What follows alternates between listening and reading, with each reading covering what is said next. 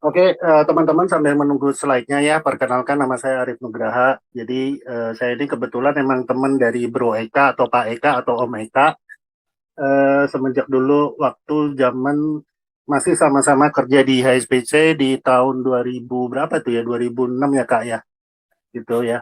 Terus gua di sini diminta untuk membantu sedikit memberikan dasar-dasar mengenai market update, tapi to be sure bukan karena saya adalah jago dalam hal market update, enggak.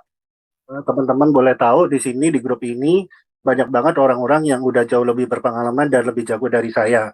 Cuman kebetulan saya punya pengalaman sedikit, sering memberikan market update ke nasabah dan juga ke teman-teman RM di bank, makanya di sini mungkin saya disuruh lah, diamanahkan untuk memberikan sedikit dasar-dasar mengenai market update. Market update itu sebenarnya apa sih? Market update itu intinya adalah menyaring atau mengetahui berita-berita yang sedang terjadi, terutama kalau kita bicara market update ya berita tentang pasar investasi yang mempengaruhi pergerakan harga-harga investasi, entah itu investasi di emas atau investasi di saham atau investasi di obligasi atau investasi di mata uang yang tadi juga udah dijelaskan oleh Iskandar dan juga oleh Eka, dan juga sebelumnya di minggu lalu juga udah diperkenalkan dasar-dasar mengenai saham. Nah, market entry ini sebenarnya dibilang penting nggak penting ya. Jadi pada dasarnya orang kalau setahu saya nggak tahu tentang market aden pun ya tetap bisa jalan itu transaksi jual beli di saham atau mau jual beli currency juga bisa tahu tanpa perlu tahu banget tentang market update. Tapi setidaknya kalau kita bisa uh, mencerna berita-berita yang ada dengan lebih baik, barangkali itu akan menjadi satu konfirmasi atau lebih mendukung keputusan yang akan kita ambil untuk berinvestasi dalam satu aset, entah itu mau buy atau justru sell atau menjual atau membeli pada satu waktu berdasarkan pertimbangan-pertimbangan tertentu yang menjadi lebih mempunyai dasar gitu ya kalau kita terbiasa melakukan market update. Nah, market update ini ya nggak harus menjadi orang yang harus memberikan apa ya komunikasi atau menjelaskan market terhadap pihak lain, entah itu kepada nasabah, bisa aja juga untuk diri sendiri gitu. Jadi nggak perlu menjadi sebagai orang yang punya tugas untuk membawakan market update, terus baru dia bisa melakukan market update. Market update itu suatu hal yang sangat sederhana karena di zaman segini itu segala sesuatu berita, data itu kita bisa dapatkan dengan mudah di internet ya, tinggal googling aja. Cuman yang penting teman-teman harus bisa membedakan mana sih sebenarnya sumber-sumber berita yang layak untuk diikuti atau layak untuk dibaca lebih lanjut, lebih detail, atau layak untuk selalu diikuti setiap harinya. Beberapa di antaranya yang sudah sangat terkenal dan populer di kalangan analis ataupun para investor itu adalah Bloomberg, Reuters, Investing.com itu kalau yang berbasis di luar negeri. Sementara kalau yang di Indonesia sendiri ada contoh gampangnya adalah Kontan dan Bisnis Indonesia. Nah, sumber data ekonominya juga banyak, sumber data statistiknya juga banyak. Karena kan kadang-kadang kalau kita bicara berita tanpa data rasanya ibaratnya makan nasi tanpa lauk gitu ya. Jadi ngomong itu kayak nggak ada jiwanya, kayak nggak ada buktinya gitu. Jadi kalau sumber data itu sendiri juga mudah-mudah aja nggak perlu langganan suatu apa namanya site atau suatu website atau suatu apps, semuanya juga bisa diambil secara free. Ada contohnya yang paling lengkap kalau kita mencari data ekonomi statistik ada di tradingeconomics.com, itu sangat komprehensif, semua negara ada di situ, berbagai macam data ada di situ. Kalau untuk berkaitan dengan dalam negeri domestik kita Indonesia itu ada Bank Indonesia, ada BPS, dan lain-lain. Sorry, BPS. Next slide. Nah, kalau tadi kita bicara sumber berita yang bisa kita baca setiap harinya, kalau kita mau tahu apa yang sedang terjadi dan kira-kira yang akan terjadi dan juga sumber data untuk mengecek kebenarannya. Nah, ini saya berikan satu aturan main yang sederhana dalam membuat market update, baik untuk diri sendiri maupun untuk orang lain. Jadi sebenarnya prinsip common sense ya, yang wajar-wajar aja, yang normal-normal aja. Ibaratnya kita sering zaman kita udah punya WhatsApp, apalagi WhatsApp grup dan sebagainya, biasanya tuh kan berita mengalir begitu derasnya dan begitu banyaknya gitu ya. Tapi kalau berita-berita itu kita telan semuanya, kita terima semuanya begitu saja tanpa ada dasar-dasar aturan main untuk mencernanya, untuk memilah-milahnya, biasanya yang terjadi adalah orang sering misleading, misinformasi, atau mendapatkan kesimpulan yang salah, atau mendapatkan berita yang bohong atau terkenal dengan nama hoax dan sebagainya, atau bisa jadi berita itu sebenarnya tidak bohong tapi sebenarnya ya nggak ada gunanya gitu loh kejadian itu. Nah, ini aturan main sederhana, sebenarnya prinsip-prinsip akal sehat aja sih gitu ya. Pertama, kalau kita dari sumber berita yang kita mau baca, entah itu dari forward link atau kita sendiri yang membuka linknya, mencari linknya di Google, sumber berita itu pastikan adalah sumber berita yang dapat dipercaya dan sudah dikenal secara umum. Itu paling simpel gitu ya. Jadi ibaratnya kalau misalnya contoh gampang, kita mau belanja online ya udah gunakan aja aplikasi yang sudah secara umum dan sudah dikenal lama ya. Salah satunya Tokopedia gitu kan, atau Shopee misalnya. Jadi kalau misalnya ada aplikasi baru atau sumber belanja online yang baru, ya harus lihat-lihat dulu ini bisa dipercaya atau enggak gitu, aman atau enggak gitu ya. Terus yang kedua ya gunakan akal sehat dan gunakan hati nuraninya gitu ya. Kalau kita terima berita, satu paling prinsip adalah harus ada sebab akibat gitu loh. Kejadian itu harus ada ceritanya, harus ada sebab akibat, runtutannya jelas, kronologisnya juga jelas.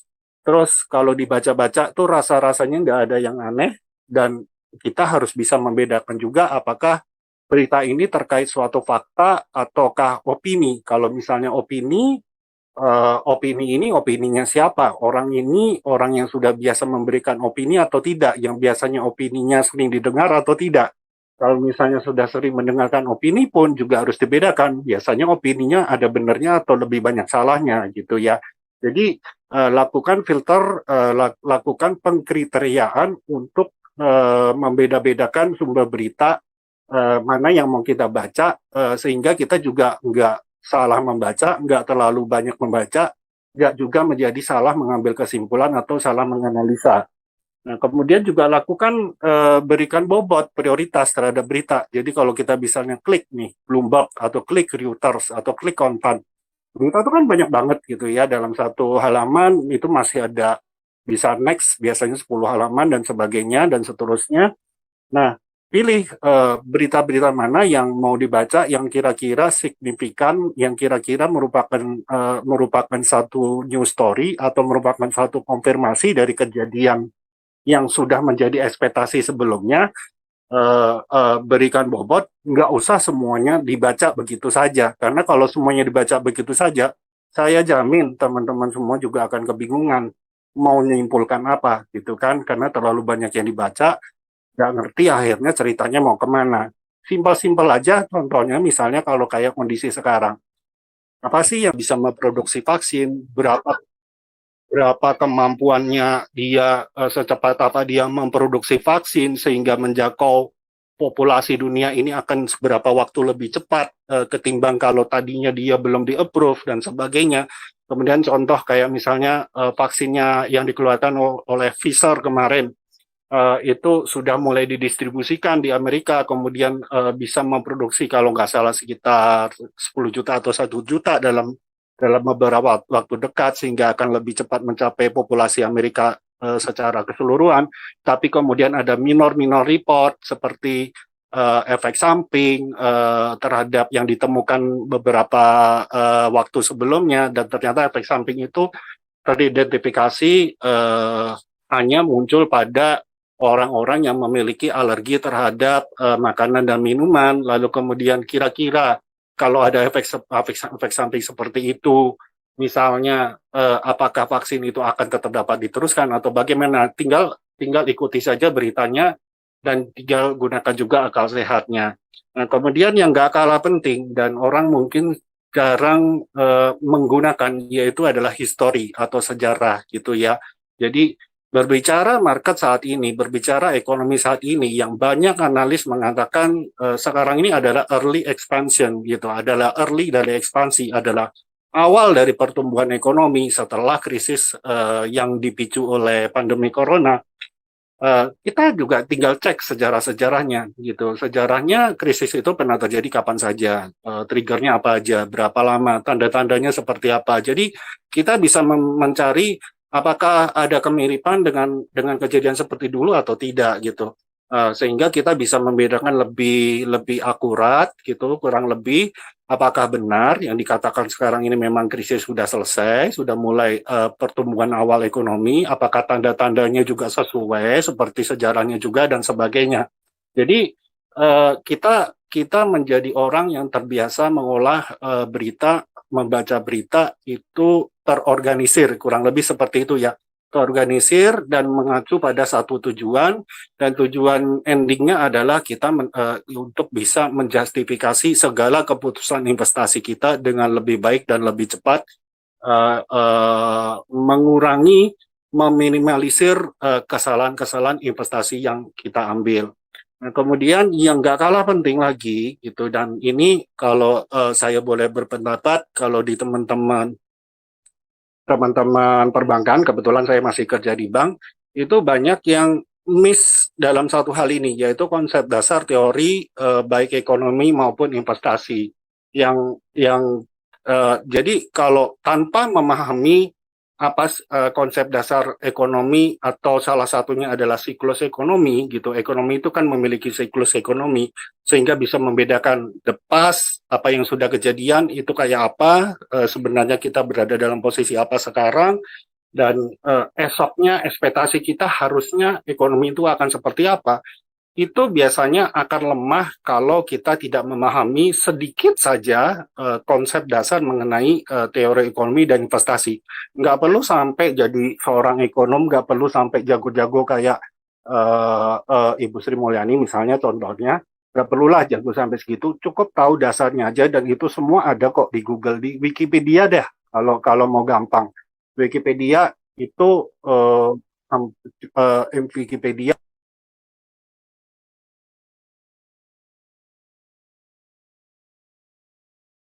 kalau kita mau mencari suatu informasi gitu ya. Nah, setelah kita tadi sudah penuhi aturan mainnya, nah kita baru bisa bikin satu skenario gambaran gitu, gambaran big picture, gambaran besarnya.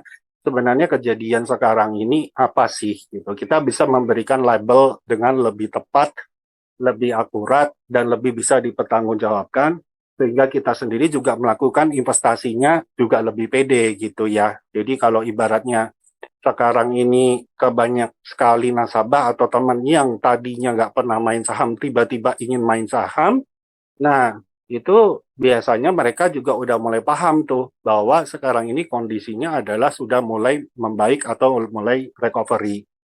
Boleh ke slide selanjutnya? Nah, slide ini adalah salah satu konsep dasar ekonomi yang saya ambil kira-kira cukup mewakili untuk menjadi dasar awal bagi teman-teman yang baru bermain saham di siklus ekonomi ini ya. Jadi kenapa siklus ekonomi ini penting? Ya simpel ya. Jadi kalau kita tahu sebenarnya ekonomi itu ada siklusnya. Ibaratnya roda kehidupan itu kadang di atas, kadang di bawah, berputar, ekonomi pun seperti itu. Jadi ini bukan suatu hal yang dibuat-buat, bukan suatu hal yang sekedar teori, tapi proven, sudah terbukti, dan berulang kali terjadi sepanjang masa, sepanjang suatu negara itu pernah ada. Contoh misalnya Amerika Serikat sebagai satu negara yang kita anggap itu bisa mewakili pasar saham atau pasar aset investasi yang paling salah satu yang paling tua dan masih terbesar rasanya sampai sekarang gitu ya. Nah, Amerika Serikat itu telah mengalami siklus ekonomi berkali-kali. Udah lebih dari, saya lupa jumlahnya, mungkin sampai 30-an mungkin. Saya lupa, ada pernah Great Depression. Great Depression itu pernah terjadi 2 kali. Pernah juga krisis yang dipicu oleh perang Iran-Irak. Pernah juga krisis tahun 2000 yang dipicu oleh 2000 atau 98 tuh, yang bubble.com. Kemudian yang paling dekat, yang sebelum ini, sebelum pandemi Corona, adalah tahun 2008, asalnya juga dari Amerika Serikat, yaitu subprime mortgage, itu ada, atau krisis kredit perumahan di sana. Nah, siklus ekonomi ini somehow itu benar-benar proven, terbukti, terulang terus-menerus gitu ya. Dan kalau kita tahu ini, kalau kita memahami ini, maka sebenarnya kita tahu posisi pasar investasi saham itu sekarang berada di siklus apa. Kenapa tiba-tiba kemarin setelah US election selesai di 3 November, market itu rally di berbagai negara, terutama di pasar saham, ya karena semua berkaitan dengan siklus ekonomi juga, dan juga pada waktu yang bersamaan terdukung atau terkonfirmasi oleh ekspektasi sebelumnya yang ada bahwa vaksin itu akan muncul di bulan Desember dan betul terrealisir bulan Desember, maka itu semakin memicu terjadinya keyakinan bahwa pemulihan ekonomi sekarang ini, ekonomi itu berada dalam tahap early stage of recovery gitu ya, atau awal dari recovery. Nah, awal dari recovery itu biasa yang paling populer, yang paling akan diuntungkan adalah pasar saham. Dan kedua adalah komoditi. Nah, komoditi ini juga mungkin nanti akan bahas di lain waktu. Biasanya komoditi ini sangat mempunyai korelasi yang tinggi dengan melemahnya US dollar. Jadi US dollar yang melemah karena dipicu oleh kebijakan stimulus fiskal Amerika Serikat yang ekspansif. Mereka cetak duit banyak habis-habisan, itu membuat mata uangnya dengan sendiri melemah. Dan ketika US dollar melemah, komoditi itu berulang kali juga menjadi satu aset yang diuntungkan karena mereka biasanya kebanyakan komoditi itu juga berbasis mata uang US dollar. Tapi next aja, boleh next, bro. Jadi kalau udah paham siklus ekonomi gitu ya, kemudian tahu pertandanya siklus ekonomi itu apa sih, kita sedang berada, apakah ekonomi sedang berada dalam puncak-puncaknya atau justru sudah sedang melewati bottomnya, kemudian sekarang baru mulai recovery. Itu pertanda paling gampang yang paling diterima secara umum adalah melihat data GDP atau PDB kalau dalam bahasa Indonesianya, produk domestik bruto. Simple, GDP ini adalah menunjukkan kekuatan ekonomi suatu negara karena dia mengukur nilai barang dan jasa yang berputar dalam negara tersebut. Simpelnya seperti itu. Jadi ketika GDP itu cenderung lebih besar dibandingkan tahun sebelumnya, kita katakan ekonomi negara itu bertumbuh, dan sebaliknya kalau GDP-nya turun, ya berarti pendapatan negara itu sedang turun. Nah, apa yang terjadi kalau kita cek GDP, kita ambil contoh di sini adalah GDP-nya Amerika Serikat. Hal yang paling mudah kita langsung tahu dari gambar grafik itu adalah, ya betul, GDP itu sudah sempat memburuk hingga di bulan Juli lalu atau di akhir kuartal 2. Kemudian di kuartal 3 sudah mulai berada area teritori yang positif, dan ini mendukung yang namanya salah satu pertanda siklus ekonomi bahwa kalau ekonomi itu sedang mulai awal ekspansi adalah biasanya GDP itu sebelumnya menurun, kemudian menurun tajam, akhirnya mencapai dasar dan tidak turun lagi. Kalaupun masih menurun, dia sudah mulai mengecil turunnya, atau bahkan sudah mulai positif. Dalam hal ini kondisi GDP US sudah mulai positif. Jadi kalau konsensus secara global yang diterima sekarang adalah pertumbuhan ekonomi di berbagai macam negara itu pada rata-rata mengalami jelek-jeleknya itu di kuartal 2 rata-rata ya. Kecuali negara China yang kita juga tahu dia sudah lebih dahulu berhasil melewati pandemi corona, sehingga di kuartal 2 negara China itu menjadi satu-satunya negara di dunia ini yang GDP-nya masih sudah mulai bertumbuh positif. Dan bahkan nanti kita bahas di berikutnya konsensus GDP. Mungkin boleh langsung ke slide berikutnya, Bro. Oke. Nah, tadi kalau kita bicara GDP itu sebagai satu data yang mengkonfirmasi suatu siklus ekonomi itu sedang berada dalam tahap apa. Kalau tadi contohnya adalah Amerika Serikat, cuman kita ambil satu, tapi actually sebenarnya beberapa negara lain pun memiliki gambar chart yang sama persis, cuman beda timingnya saja. Seperti misalnya negara China itu sudah barnya sudah mulai positif di kuartal 2, kalau Amerika baru kuartal 3, kalau Indonesia itu ekspektasinya baru mulai positif di kuartal 4 ini, atau setidaknya kalau 4 ini sejelek-jeleknya itu sudah berada dalam kondisi zero, dan 2021-nya udah mulai positif. Tapi yang paling penting ya, nggak kalah pentingnya, jangan melulu hanya melihat data GDP, karena sebenarnya data ekonomi itu banyak sekali. Teman-teman bisa browsing, bisa lihat-lihat di Trading Economic atau bisa lihat-lihat di Investopedia, Wikipedia dan sebagainya, atau mau beli buku juga silakan. Banyak sekali data ekonomi yang menjadi tolok ukur suatu pertumbuhan ekonomi atau siklus ekonomi. Kalau melulu hanya lihat GDP, sayangnya GDP ini masuk kategori lagging indikator atau indikator yang baru keluar belakangan, karena ekonomi itu udah jalan dulu, GDP-nya baru keluar kemudian. Ibaratnya kalau kita kartu kredit gitu ya, kita pakai dulu, ya billingnya baru keluar belakangan. Nah itulah GDP juga seperti itu. Jadi baru tahu tuh bengkaknya pengeluaran, bagusnya pengeluaran itu di belakang hari. Jadi udah agak terlambat sebenarnya kalau melihat GDP, tapi bukan berarti harus diabaikan. GDP tetap sebagai satu hal yang harus dibuktikan lebih lanjut bahwa ekspektasi itu terkonfirmasi atau tidak. Nah, tapi satu hal yang mau saya tunjukkan di apa namanya di slide ini adalah basically pada dasarnya GDP itu biasanya pasar saham itu mendahului atau bisa menjadi pertanda awal dari apakah GDP itu akan membaik atau memburuk, ataukah dengan kata lain pertumbuhan ekonomi itu sedang mencapai puncaknya atau sudah mencapai bottomnya. Itu kita bisa lihat dari simpel dari pasar saham, dari pergerakan indeks harga saham di berbagai negara di dunia, semuanya sama.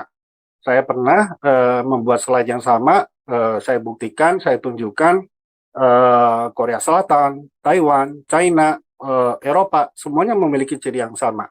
Pasar saham itu selalu bertindak sebagai leading indikator terhadap GDP. Jadi lihat pasar saham sebenarnya sudah bisa lihat GDP itu akan positif atau tidak. Karena simple ya, kalau pasar saham itu kan sebenarnya orang-orang yang kebanyakan udah tahu market gitu ya. Dan pasar saham itu biasanya orang-orang yang trading berdasarkan harga yang mereka pikir itu pantas gitu di masa depan. Mereka beli itu namanya juga investasi, beli masa depan gitu ya, bukan beli harga sekarang. Yang mereka beli kalau suatu harga saham mereka beli, misalnya saham A gitu. Mereka beli saham A itu karena tahu saham A ini atau perusahaan A ini future-nya atau masa depannya itu akan mendapatkan earning report yang lebih baik atau mendapatkan profit yang lebih baik, yang berarti harga sahamnya akan naik dulu ya, harga sahamnya akan naik kemudian, makanya mereka beli harga saham A. Hal yang sama juga terjadi di indeks pasar saham. Ketika indeks pasar saham itu naik, sementara GDP-nya yang saya kotakin merah itu sebenarnya yang saya kotakin hijau itu sebenarnya GDP itu masih dalam kondisi turun, which is itu adalah satu lagging indikator. Pasar saham itu udah naik duluan. Kelihatan di tahun 2010, satu kotak hijau kemudian di tahun 2020 yang kita rasakan sekarang, pasar saham itu udah naik duluan, GDP-nya masih minus sampai kuartal 2. Pasar sahamnya udah mulai positif di bulan Maret. Karena apa? Ya simpel, harga sahamnya udah kemurahan. Yang kedua, mereka sudah mulai ekspektasi. Ini akan membaik mulai kuartal 3 dan sebagainya. Sudah mulai dikalkulasikan. Sebenarnya investasi itu kan pada dasarnya orang harus bisa kalkulasi. Orang harus punya ekspektasi, akan membaik apa enggak sih? Kalau masih belum bisa ngukur, ya orang nggak akan berani masuk. Sebenarnya itu yang terjadi di pasar saham kan. Jadi dalam grafik ini kelihatan banget pasar saham itu sangat mengkonfirmasi, indeks pasar saham itu sangat mengkonfirmasi dalam hal ini negara Amerika Serikat, bahwa ketika pasar saham mencapai puncak-puncaknya, udah ibaratnya kalau mungkin salah satu technical analyst itu bilang triple top, atau double top, atau dan sebagainya lah. Intinya sudah peak nih pasar sahamnya. Kemudian yang ada adalah selalu lower high dan lower low gitu ya berikutnya. Maka kemudian hari pasti GDP-nya juga akan turun karena orang-orang sudah berekspektasi bahwa ekonomi sudah mulai memanas, sudah mulai mencapai puncaknya atau overheating, udah nggak bisa berkembang lebih banyak lagi, itu akan turun. Nah, cukup lihat pasar saham aja untuk menjadi leading indikator sebagai satu pertumbuhan ekonomi. Jadi simpelnya kalau sekarang kita lihat Maret kemarin sudah bottoming, kemudian sempat peak di bulan Agustus, kemudian September Oktobernya turun kembali dan bottoming di Oktober, kemudian dipicu oleh diawali oleh US election yang sukses selesai di tanggal 3 November kemarin, kemudian disusul oleh vaksin, perkembangan vaksin yang sangat improve, yang sangat positif, yang sangat suportif, rally-nya juga nggak tanggung-tanggung, kenceng banget gitu ya, dan itu terjadi di semua pasar saham. Paling bedanya adalah kecepatan atau tingkat return-nya relatif terhadap pasar saham lainnya.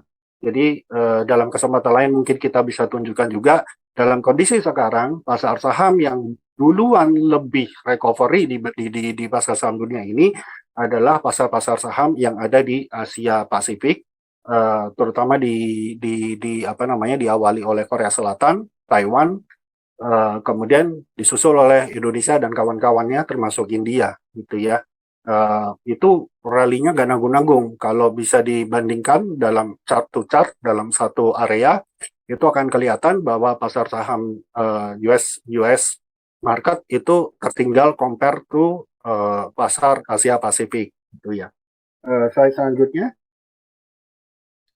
Nah, ini adalah konsensus, ini adalah manufacturing PMI, salah satu leading indikator di samping pasar saham. Jadi rasa-rasanya kalau kita sudah terbiasa melakukan market update gitu ya, sebanyak mungkin kita mendapatkan konfirmasi itu rasanya akan lebih nyaman gitu ya, ketimbang kita hanya ngelihat melulu, oh pasar sahamnya naik, oh pasar saham turun, tapi nggak ada konfirmasi lainnya. Rasa-rasanya nggak lengkap kalau nggak lihat data lainnya sebagai konfirmasi gitu ya. Ibaratnya maju ke pengadilan untuk menyatakan benar atau salah, ya orang harus memberikan bukti sebanyak-banyaknya, dia akan lebih tenang gitu ya, ketimbang hanya memberikan satu bukti atau satu saksi saja.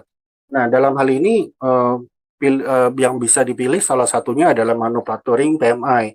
Manufacturing PMI ini tergolong juga dalam kategori data leading indicator, jadi datanya lebih dini dibandingkan GDP dan bisa mengkonfirmasi dan sangat diamati oleh pelaku pasar saham di berbagai negara. Karena PMI ini simpelnya adalah menunjukkan tingkat aktivitas bisnis di negara tersebut. Jadi kalau PMI-nya Amerika Serikat, ya berarti aktivitas bisnis di Amerika Serikat itu sedang bagaimana. Nah, paling enak adalah kita harus melihat trennya, jangan melihat hanya di satu waktu gitu ya, melihat trennya. Nah, kalau dari gambar ini kan kelihatan banget trennya gitu ya, PMI itu sempat turun, drop dalam, sampai bottom di April, kemudian sejak April mulai bulan Mei, sampai sekarang dia terus-menerus naik gitu. Dan kalau PMI ini biasanya dibedakan angka 50 biasanya gitu ya. 50 di 50 ke atas itu berarti kategorinya aktivitas bisnis itu mengalami ekspansi. Kalau di bawah 50 kayak 49,9, 48, 47 itu mengalami kontraksi atau bisnis mengalami kelesuan atau penurunan gitu ya. Kemudian kalau kita lihat trennya begini, sudahlah di atas 50 dan dia terus menaik, berarti semakin mengkonfirm dan menemani juga pasar saham yang sudah naik duluan, mengkonfirm bahwa siklus ekonomi itu memang sudah mulai naik gitu. Siklus ekonomi ini emang sudah membaik gitu. Eh, Bisa ke slide berikutnya. Nah, itu tadi GDP, PMI, kemudian sebenarnya masih banyak data ekonomi lainnya. Kalau teman-teman memang berminat untuk mengetahui lebih detail, ya take your time gitu ya. Tapi simple itu tadi sederhana dari cara mengkonfirmasi market update itu dari mana.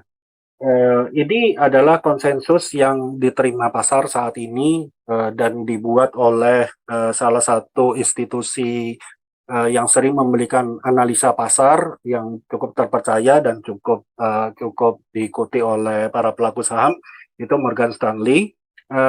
Besarannya sebenarnya nggak terlalu penting, berapa persennya, tapi yang lebih penting adalah trennya. Dan kalau dibandingkan dengan institusi lainnya, misalnya JP Morgan, Citi, dan sebagainya, itu besarannya mungkin ada beda-beda tipis, but rata-rata dari mereka semua itu memberikan arah tren yang sama, bahwa GDP itu kebanyakan akan mengalami bottoming di kuartal 2 atau paling lambat di kuartal 3. Kalau negara ketiga mungkin di kuartal 4. Kemudian di 2021 itu GDP sudah diperkirakan semua berada di area yang positif atau ekonomi sudah mengalami pertumbuhan di berbagai negara gitu ya. Nah, GDP ini kalau kalau kita mau beda-bedakan, memang kecepatan pemulihan ekonomi itu berbeda-beda ya antara negara maju, negara emerging market itu, dan negara-negara termasuk Indonesia, Korea Selatan dan sebagainya. Di Asia ini kebanyakan masuk kategori emerging market. Kemudian ada juga kategori negara dunia ketiga, seperti misalnya negara-negara Zimbabwe, Kenya, dan sebagainya. Yang satu hal yang kita bisa garis bawahi adalah di 2021, satu terkonfirm bahwa GDP semuanya sudah berarea positif, dan positifnya nggak kecil gitu. Positifnya itu udah positif lumayan besar gitu. Dan yang kedua adalah tampaknya semua analis itu sependapat bahwa ekonomi emerging market akan bertumbuh lebih cepat, lebih pesat ketimbang developed market. Memang developed market itu sempat agak leading di kuartal kedua 2021, tapi setelah itu akan kembali disalip oleh negara-negara emerging market. Sebenarnya hal yang paling simpel, kenapa GDP ini bisa akan menaik, ya yang tadi kita sudah bahas, sudah ada vaksin.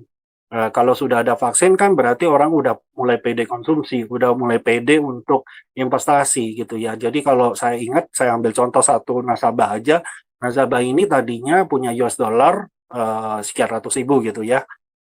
Dia tahan tuh US dollar, nggak diapa-apain, cuman taruh aja di saving terus, nggak mau diapa-apain, nggak mau diinvestasikan karena takut dia harus perlu melakukan, karena memang tingkat keyakinannya waktu itu masih low gitu ya, masih masih rendah, masih cemas gitu ya terhadap perkembangan corona.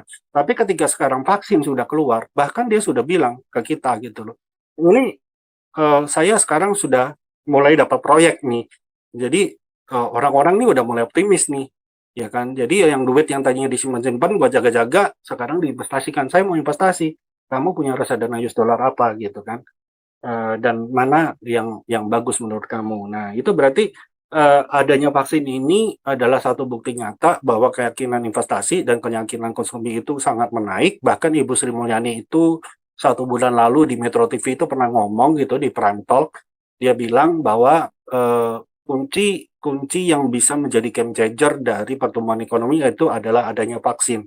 Karena adanya vaksin itu akan membuat orang memiliki keyakinan tinggi untuk kembali mengkonsumsi. Jadi kalau di negara kita, di negara Indonesia itu ya, yang terjadi adalah orang-orang, maaf ya, ini hanya istilah aja, orang-orang yang menengah ke bawah itu konsumsinya tetap tinggi karena kan kebantu kemarin dengan bansos dan segala macam gitu ya, bantuan sosial. Jadi mereka tetap bisa spending.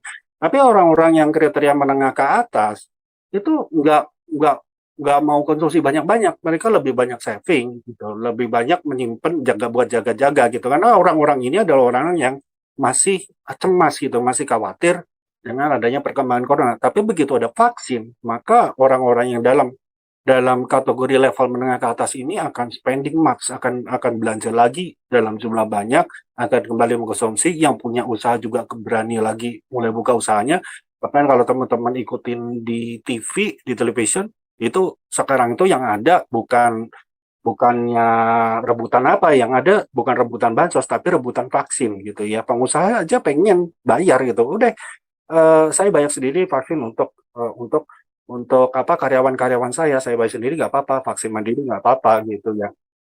Karena saking-sakingnya dia udah pengen memutar bisnisnya lagi gitu, memutar usahanya lagi untuk menjual barang kembali gitu kan. Berarti saya yakin, dan ini tuh terjadi secara masif dan secara berkala. Jadi kalau bedanya yang tadi di bulan eh, katakanlah bulan Maret ya, itu kan market sudah mulai rally, tapi coronanya tuh belum ada vaksin. Obatnya aja waktu itu masih gonta-ganti gitu ya, antara apa itu remdesivir atau apa dan sebagainya gitu kan. Terus ke bulan Agustus akhirnya PSBB kedua tuh Jakarta. Terus belum lagi kalau di negara lain juga terjadi hal yang sama gitu. Akhirnya ekonomi itu kan tarik ulur dalam kondisi yang tidak pernah mencapai kapasitas melebihi dari 50% gitu. Beda dengan sekarang. Kalau sekarang ini yang ada kalau sekarang ini yang ada adalah dengan adanya vaksin, kita bukan berbicara tarik ulur menjadi 50% ke 25% atau ke 30% dan sebagainya, tapi yang ada adalah kita mulai membicarakan bertahap kapasitas ekonomi, kapasitas produksi ini akan mulai bertambah secara bertahap.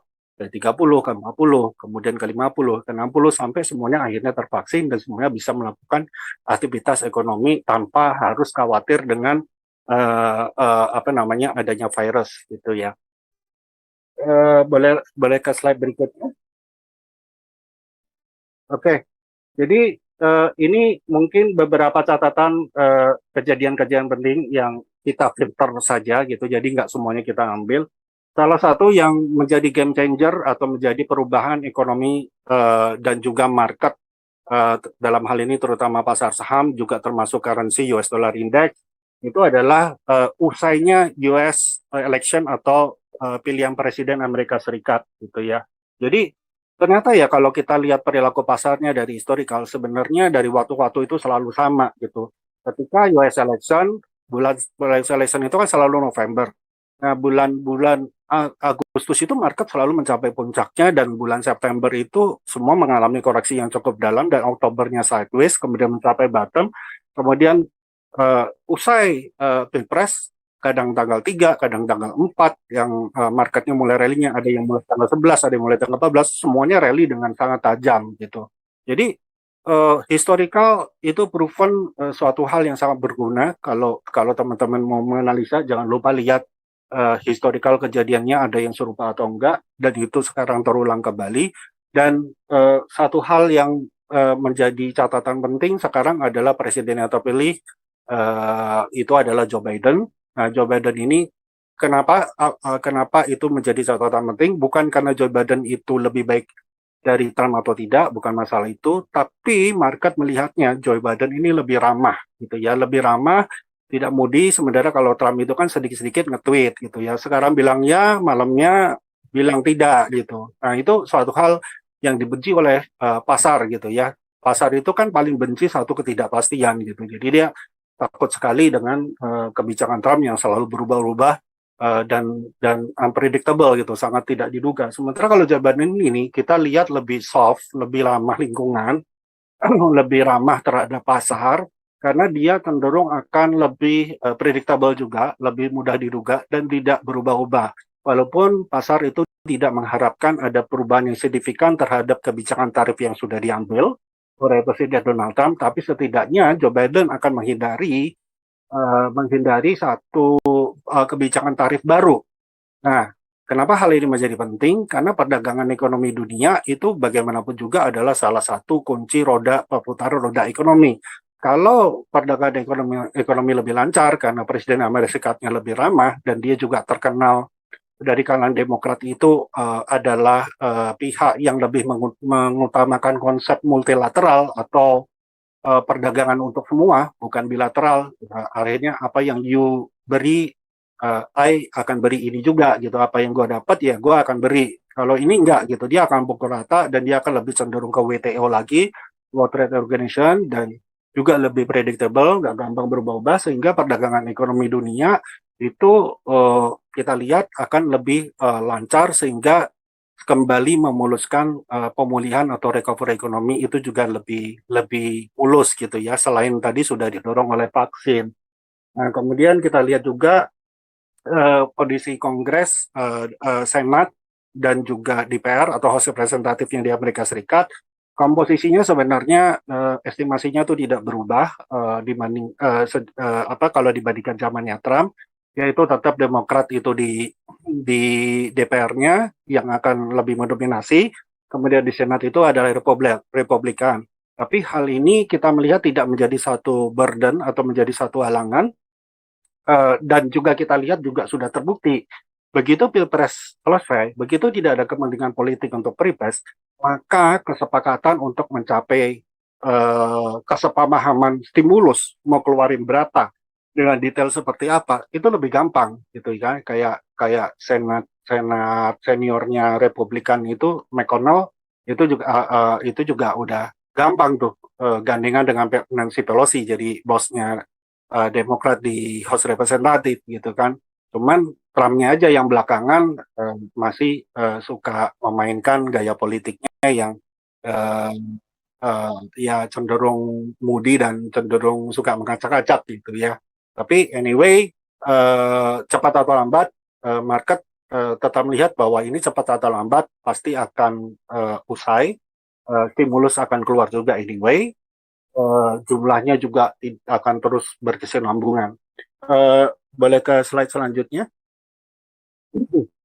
Nah, berbicara tentang stimulus Amerika Serikat, stimulus itu kita harus bedakan stimulus moneter atau fiskal ya.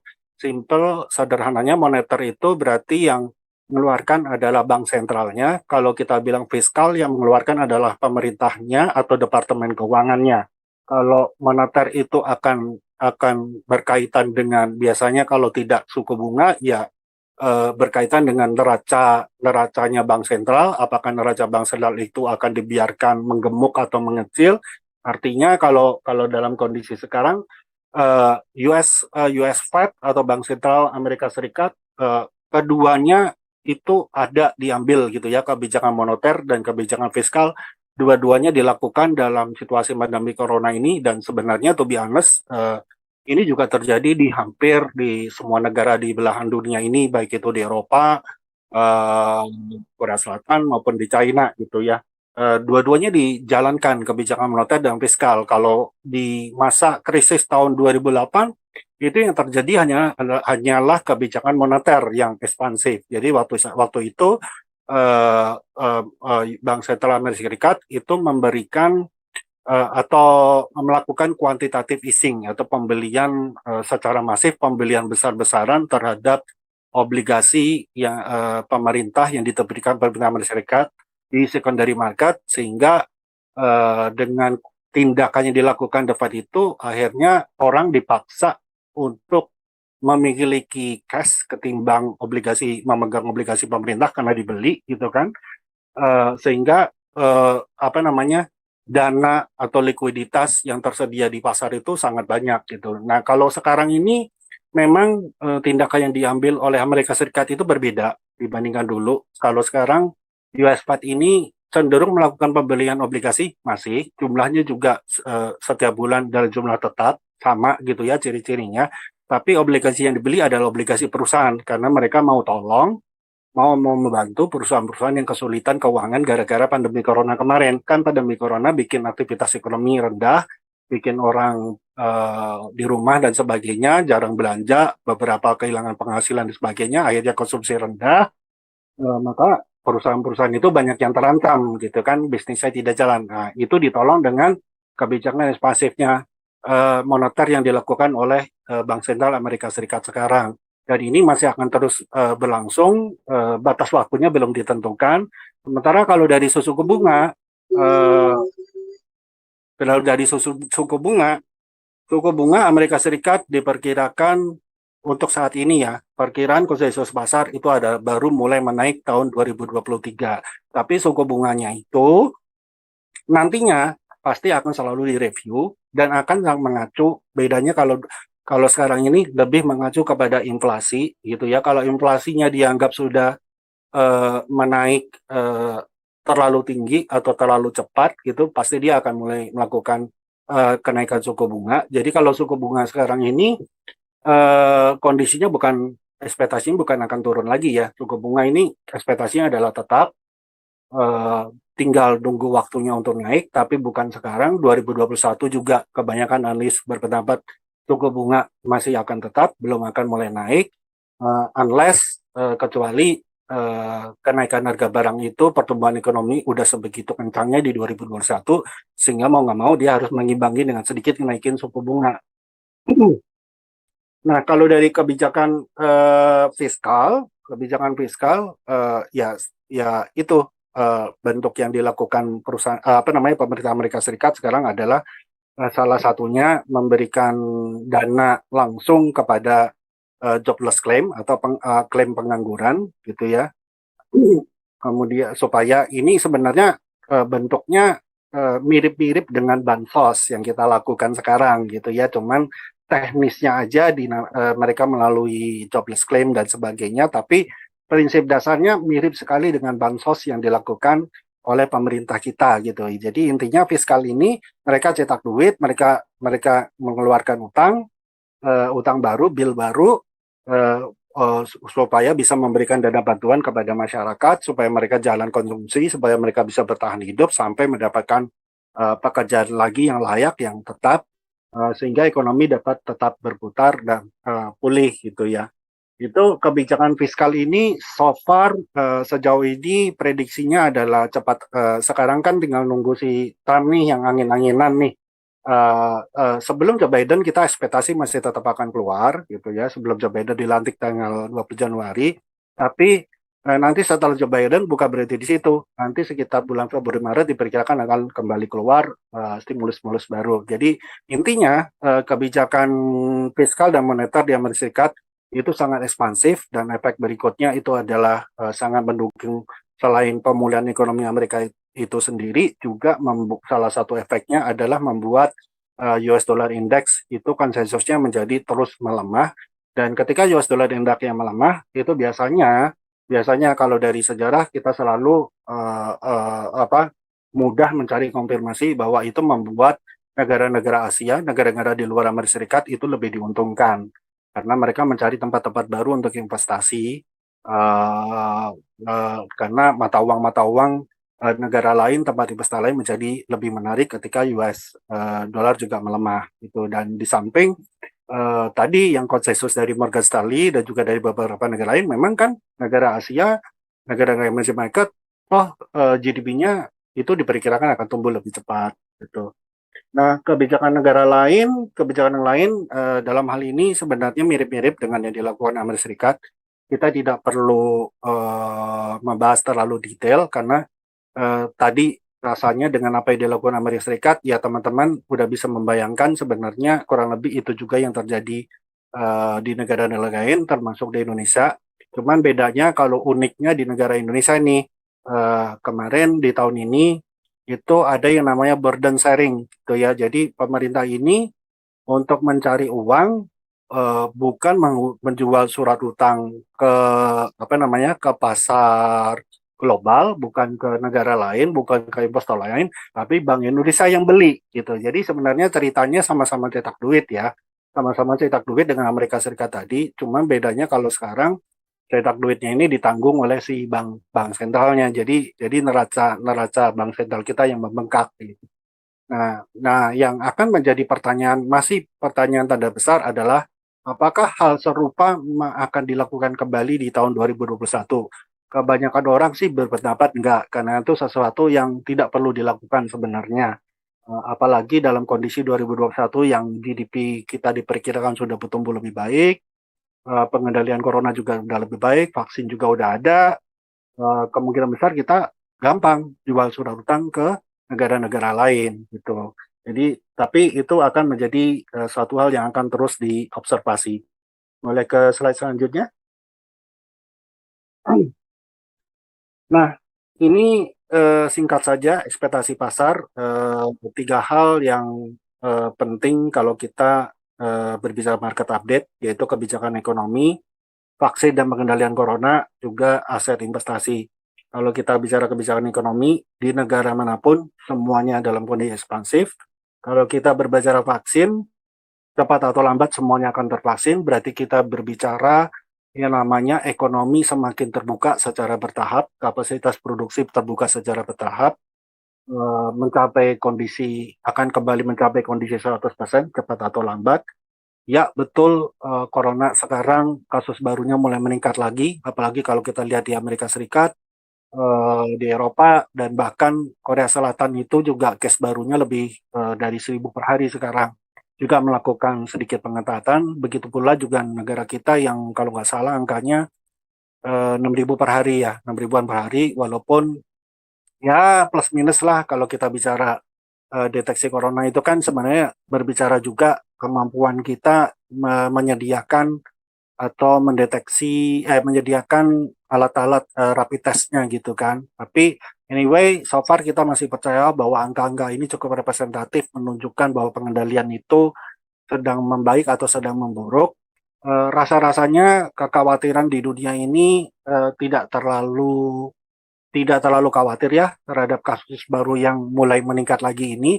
Dianggapnya satu hal yang wajar, toh kita juga sudah pernah mengalaminya di PSBB 1, kedua, nah sekarang ketiga, mungkin nggak pakai istilah PSBB lagi, kita sudah terbiasa melakukan pengendalian dengan berbagai cara, sudah berpengalaman dalam melakukan pengendalian dengan segala cara, mengorganisir sampai ke RT RW dan sebagainya, dan kondisi tim medis juga yang sekarang dalam kondisi diutamakan untuk diberikan vaksin, berarti kondisi tim medis kita atau garda terdepan kita juga dalam kondisi yang lebih fit. Kemudian teknik pengobatan, teknik perawatan yang juga lebih bagus, itu juga menjadi satu optimisme yang membuat kita tidak terlalu khawatir terhadap kasus baru yang sekarang sedang menaik. Bahkan kalau kemarin salah satu teman satu perusahaan ya, tapi beda beda tempat kerjanya gitu, itu juga sembuh ya dari apa namanya kena kena positif corona, dan dia termasuk orang yang harus rawat mandiri di rumah, hanya cukup dengan istirahat cukup, menjaga diri, minum obat yang disediakan oleh dokter dan vitamin, akhirnya sembuh tuh dalam waktu nggak lebih dari 1 minggu. Jadi itu mungkin salah satu bukti nyata yang saya terima bahwa pengendalian corona juga anyway juga lebih baik, dilihat juga dari tingkat kematian itu, fertility rate-nya juga apa namanya, tingkat kematiannya juga lebih baik, lebih rendah, tingkat kesembuhannya juga lebih cepat gitu. Jadi tertutupilah dengan kondisi adanya pengendaliannya lebih baik dan adanya vaksin yang sudah mulai bertambah banyak. Nah, kalau bicara aset investasi, udah pasti, karena teman-teman tadi juga udah tahu, siklus ekonominya itu early stage, recovery, pasar saham masih panjang nih volume-nya gitu ya. Masih masih kalau kita lihat tahun 2008 ya sebagai contoh, walaupun bukan berarti 2008 akan sama dengan sekarang, tapi ya baik aja untuk tahu gitu. 2008 itu setelah mencapai bottomnya di akhir tahun 2008, recovery itu berlangsung sampai tahun 2013, sampai ketika bulan Mei 2013 Ben Bernanke saat itu masih Gubernur Bank Sentral Amerika Serikat, ketok palu mengatakan akan mulai QE tapering atau menghentikan quantitative easing, stimulus moneter yang dilakukan Bank Sentral pada saat itu. Berarti kurang lebih 4 sampai 5 tahun pasar saham di dunia itu mengalami rally yang cukup kencang gitu ya. Bahkan kalau dilihat dari grafiknya, dalam waktu 229 hari itu rally-nya sangat tajam, sangat tinggi sekali gitu. Nah, bisa ke slide berikutnya, yang terakhir, Bro. Nah, teman-teman, kurang lebih itu ya, apa namanya, kalau kita bicara market update, sebenarnya mudah-mudahan sih penjelasan saya cukup bisa diterima. Eh, Apa yang kita sampaikan di sini sebenarnya masih masih awal aja, masih dasar-dasar aja. Jadi semuanya bisa kok. Intinya ya semua semua orang bisa melakukan market update. Semuanya bisa. Yang penting ikuti aturan mainnya, gitu ya, aturan mainnya. Sama lah dengan kita terima berita dari WhatsApp gitu ya. Ini WhatsApp dari siapa? Beritanya isinya apa? Aneh apa enggak gitu? Masuk akal apa enggak? Sebab akibatnya bagaimana? Sumber utamanya dari mana gitu? Bisa dipertanggungjawabkan apa enggak? Jadi dengan membiasakan begitu saja, sebenarnya sudah bisa melakukan market update yang cukup komprehensif kok gitu. Gitu teman-teman, kira-kira kalau ada yang mau ditanyakan silakan. Kalau mudah-mudahan nggak ada ya. Baik Kak, saya kembalikan Pak Kak. Ya, ini RJ dan nanya, apakah itu SWF dan impact-nya untuk market?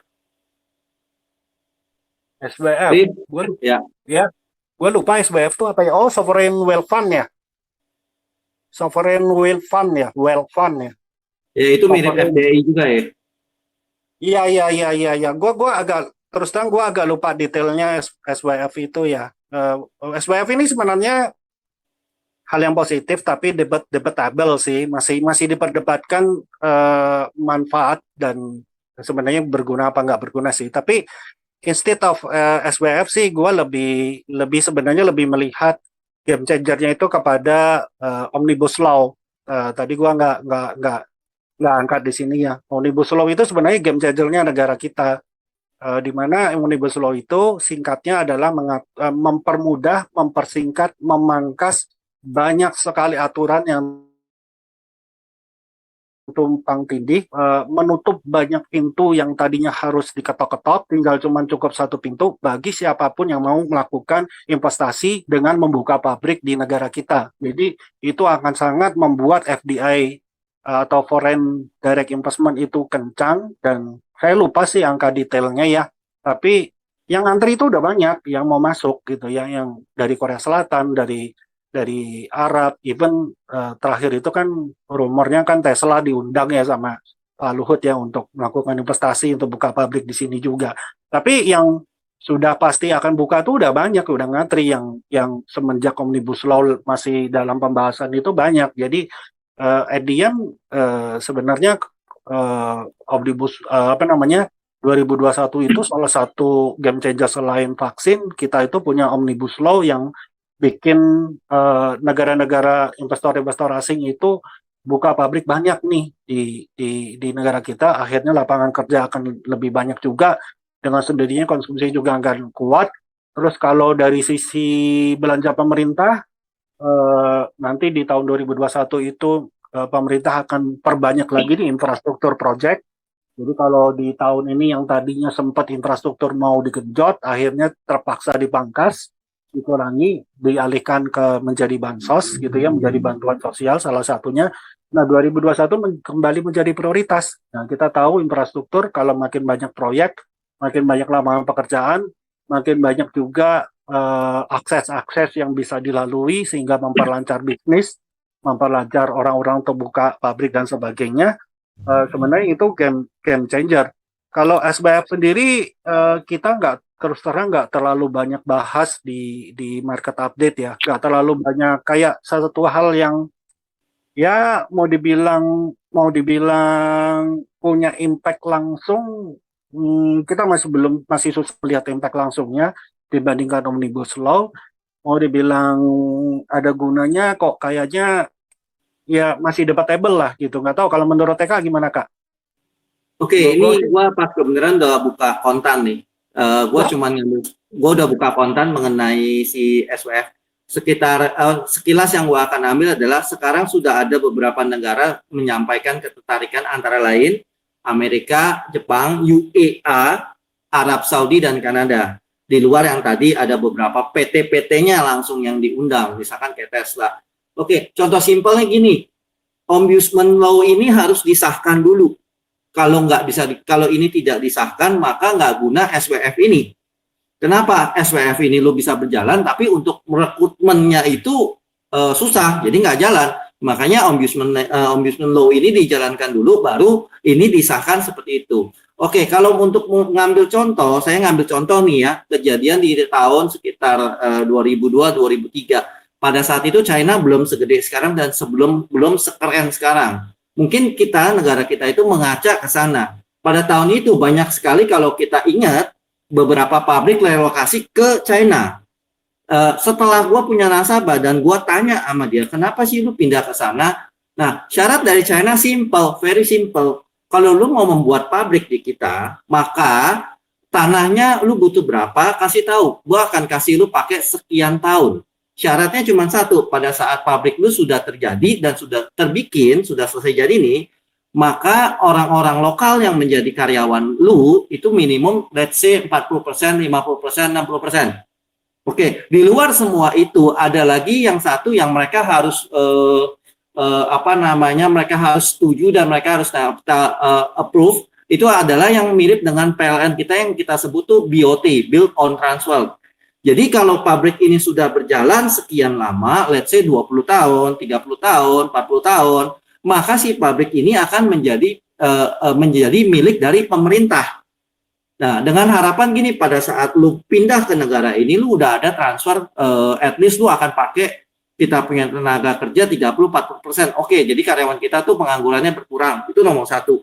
Kedua, transfer teknologi antara orang-orang ini yang menjadi karyawan ini tuh sudah mulai terjadi, walaupun levelnya sedikit demi sedikit. Setelah sekian tahun, let's say 20-30 tahun, maka pabrik ini jadi gue punya. Nah, si pabrik ini dengan otomatis orang-orang yang sudah biasa bekerja ini, maka menjadi orang-orang yang sudah senior di sana, nanti diharapkan untuk bisa memutar lagi. Jadi pabrik itu dijalanin. Atau si orang ini berpikir, oke lah gue bikin lagi pabrik satu lagi, tapi gue start lagi dari nol untuk 30 tahun, itu boleh. Jadi sangat amat bagus kalau buat kita. Nah, pada saat itu yang harus benar-benar satu mereka siapkan, kalau kalian tahu, dari China itu begitu banyak konsumsi yang namanya batu bara. Seluruh dunia dia beli, hasilnya plus produk pabrik-pabriknya atau PT-PT-nya yang menghasilkan batu bara, itu dia beli juga sebagian, dia invest. Kenapa? Karena pada saat lu mau membuka hal-hal seperti ini, lu mau bikin pabrik, apa segala macam, hal yang paling penting adalah power supply, listrik. Maka mereka, gua nggak peduli ini mau dia punya polusinya gede kayak atau apa, pokoknya listriknya ada dulu. Begitu orang buka pabrik, listrik ada, pabrik jalan, orang-orang kerja, tenaga kerja masuk masuk di situ. Nah, kurang lebih itu sebegitu. Begitu yang namanya pengangguran itu berkurang, otomatis ekonomi kita sudah mulai berjalan dari segi real sektor. Real sektor adalah seperti gini, lu bikin pabrik, terus begitu orang-orang ini sudah mendapatkan gaji, mereka akan mulai start pikir, oke, gue mau spending gue mau beli baju mau makan lebih enak, atau yang udah gajian sekian lama dia sudah nabung, gue mau beli motor, gue mau beli mobil. Nah, hal-hal ini yang diharapkan memicu ekonomi lebih cepat, dan hal ini memang yang terjadi di China. Sampai pada dasar mereka sudah 20 tahun, 30 tahun, dia punya pabrik itu. Bahkan yang bikin motor itu pun nggak perlu pabrik, mereka bisa bikin di rumahan. Kalau kalian tuh dulu kenal namanya Honda Jialing, Honda Jincheng, itulah hasil-hasil yang kita sebut sekarang bahasa kerennya SWF yang terjadi di China dulu. Oke, Budiarto ada. Oke, ini Ronald ada jelasin juga ya. Oke, gua ngebahas sedikit yang tadi Arif ngomong mengenai Indonesia itu juga sama dengan Amrik. Perbedaannya adalah Indonesia itu mengeluarkan obligasi-obligasi yang terus dia keluarkan, tetapi minta burden sharing sama si BI. Dan bagi gua, maaf ngomong, BI ini sebenarnya diam saja, nggak perlu menyebutkan. Tapi gua nggak ngerti politik dia di belakang seperti apa. Apakah dia akan bilang buat jaga diri dia atau gimana? Dia selalu men-statement bahwa sekarang ini gue sudah memegang obligasi pemerintah, kalau nggak salah terakhir itu dia sekitar 750 triliun. As we know, yang bisa menginstruksikan peruri atau percetakan uang itu adalah BI. Dengan cetakannya berapa, atau notes baru gambarnya seperti apa, seperti itu. Jadi sebenarnya memang mirip seperti Amerika, cuman kita seperti itu dibagi. Gua beli tapi karena gua pertama kalinya dia tidak boleh beli primary, tahu gua. Dia tapi berhak untuk beli secondary market. Jadi waktu pertama misalkan dia isu 1 triliun, yang beli ini nggak boleh CBI. CBI akan menjadi standby buyer pada saat dilepas untuk 1 bulannya. Jadi bulan berikutnya BI beli masuk. Nah, untuk price-nya itu apakah dia ada agreement atau apa itu kita nggak tahu. Misalkan contoh ya, misal pada saat itu misalkan dia udah siap, oke, dari secondary lu untuk yang seri ini gua akan beli 500 miliar dari BI ini beli dari secondary market, tetapi saya mau minta special price. Kan saya belinya 50% mayoritas. Mungkin aja dia bisa dapat secondary price-nya itu murah. 500 miliar dia mesti dia bayarnya cuma 450 miliar. Pada saat nanti jatuh tempo atau market sudah mulai membaik di 2001, si 450 miliar dana yang dia keluarkan untuk in paper-nya itu 500 miliar, mungkin dia bisa jual 510, 520, 530. Nah, ini yang kita nggak tahu apakah ada kemungkinan seperti itu, tapi itu memang berlaku dan memang bisa karena sesuai dengan supply dan demand aja yang terjadi di market. Begitu market sudah mulai oke, maka ini akan terus menjadi seperti itu. Oh oke, saatnya gue berinvestasi. Apa sih gue mau yang fixed income? Udahlah itu aja SBN atau enggak sukuk lah, ada nggak di market. Nah si BI ini boleh melepas. Tentu udah bicara dengan Menkeu sebagai pemerintah Indonesia. Oke lo boleh lepas deh. Oke saya mulai iklan. Saya ada barang ini saya jual harganya sekian. Nah itu di market akan terjadi demand dan supply seperti itu. Tuh. Oke, ada pertanyaan lainnya?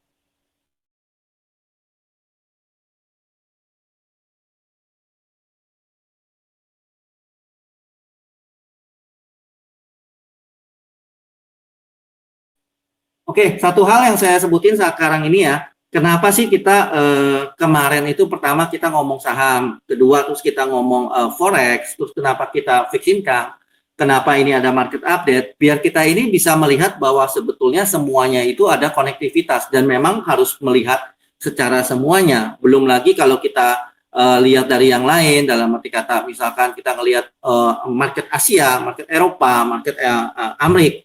Dan betul seperti yang kita ngomong, memang para investor di Amerika itu memegang peranan paling gede. Kenapa? Forex-nya dia paling gede. Begitu dia masuk ke Asia, $1 dia dihargain di kita 14.000.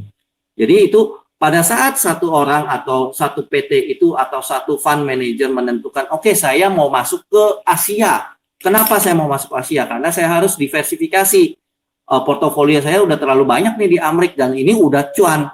Gua harus realize cuan. Begitu gua udah realize cuan, maka ini dana gua harus alirkan. Nah, yang kita lihat berefek pertama kali dari dan menghubungkan atau connecting semuanya itu adalah forex. Jadi benar kayak tadi Arif bilang, begitu yang ada di GDP ini lagging. Betul. Nah, kemarin sempat ngomong kayak si Amin pernah nanya ke gua, "Kak, lu kalau ngelihat news lu lihat apa?" Ini yang gua lihat, Min. Jadi sebelum gue lihat, gue akan melihat dulu forex-nya gerakannya bagaimana. Jadi gue pengen tahu aliran duitnya gimana sih. Contoh, misalkan Amrik nih, dia turun banyak, turun banyak. Terus gue lihat dari segi forex, US-nya turunkah? Dari US-nya turun, gue ngeliat lagi goldnya ini turunkah? Kalau goldnya turun, berarti banyak orang yang sudah berpikir, oke, harga ini udah murah lah. Maka gue mulai cairin dah, gue punya emas dari uangnya ini gue dapat cash. Jangan lupa lo, emas itu base US ya. Begitu udah dapat US cash, maka gue akan siap untuk masuk ke investasi saham. Kenapa? Gue mau belinya murah dong. Gue nggak mau beli mahal. Nah, itu gue akan selalu melihat konektivitas itu. Terus ada lagi kemarin yang bicara misalkan, emang kalau obligasinya itu bisa turun pada saat forex US IDR kita naik? Bisa. Kenapa? Pada saat lu menjadi, misalkan nih, posisi lu punya obligasi yang istilahnya 5 tahun lagi baru cair, bunganya 10%. Terus mendadak kita punya US itu naik sampai 15.000, 16.000, 17.000, ingat 98. Pada saat itu bank atau Bank Indonesia hanya bisa menjaga dengan cara naikin suku bunga. Bunganya itu yang bank biasa aja tuh kira-kira 20, 30, 40%. Dan itu short term, dalam arti kata bisa 3 bulan, 6 bulan, setahun. Maka orang-orang yang mempunyai cash itu akan masuk deposito. Begitu pula orang yang punya duitnya di obligasi atau di reksadana yang investasi ke obligasi. Terjadilah sedikit rush. Jadi gue mesti jual nih gue punya obligasi karena reksadana kan diharuskan buyback. Karena gue buyback, gue punya cash yang di deposito itu sudah habis, maka gue harus 100, 500. Itulah yang menjadi efek semuanya. Jadi atau itu baru dari segi bunga loh. Belum lagi kalau pada saat dolarnya tuh 10.000, orang berbilang nih bisa 15 nih, bisa 16 nih. Ya udah gue punya reksadana, gue tarik deh, dapat rupiah, gue beli dolar aja deh. Masih potensialnya tuh masih potensial gainnya bisa 60% atau 50% atau 40%. Gue punya obligasi, gue beli di reksadana cuma sekitar berapa? 8-10% net.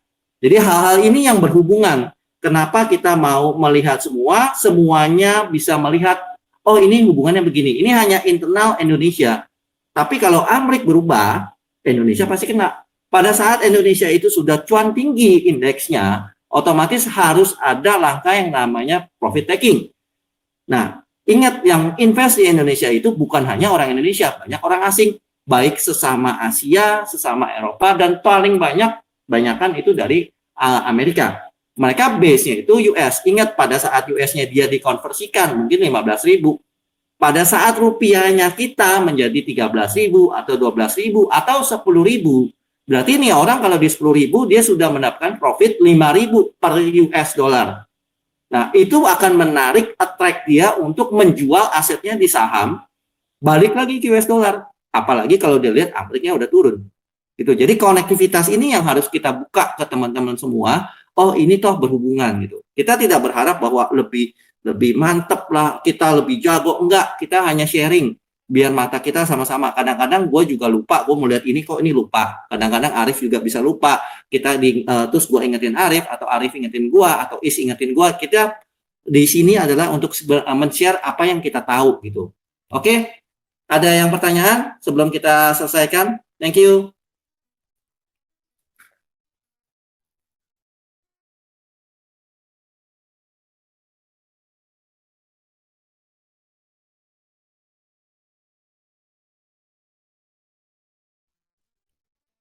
Oke, rasanya mungkin nggak ada pertanyaan lagi ya. Agak panjang hari ini, tetapi mudah-mudahan dapat intinya atau at least dapat input-inputnya. Di tahun 2021 nanti kita cobain lagi untuk bikin sesi-sesi seperti ini dan lebih dalam. Nanti ada beberapa orang yang lebih expert untuk kayak gini, kita bikin untuk entah itu sebulan sekali atau dua kali. Nanti kita akan announce di grup ya. Dan grupnya kita WAG, kalau kalian mau share ke teman-teman yang mau join, dipersilakan. Lalu untuk hari ini rasanya presentasi dan sharing ini kita sudahi di sini. Dan terima kasih ke teman-teman yang sudah join dan menunggu cukup lama. Ini kayaknya kira-kira 3 jam, 4 jam ya. Oke, Ronald mungkin mau foto sharing atau apa? Foto sesi. Saya mah terserah aja.